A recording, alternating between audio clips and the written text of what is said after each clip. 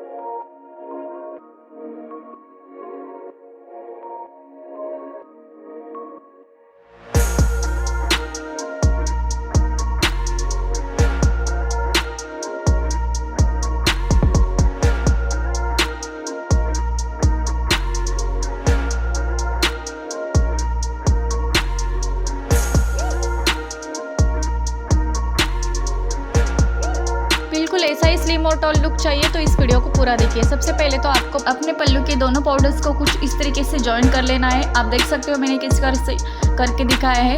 और फिर आपको उसको पीछे के साइड से प्लीट्स डालनी है। आप देख सकते हो यहाँ पे इस तरीके से आपको 3 से 4 प्लीट्स डालनी है। और फिर आपको वहाँ पे कॉर्नर पे भी एक सेफ्टी पिन लगानी है ताकि लुक हमारा टच से मस ना हो। और पूरे पल्लू को यहाँ पे रेडी कर लेना है।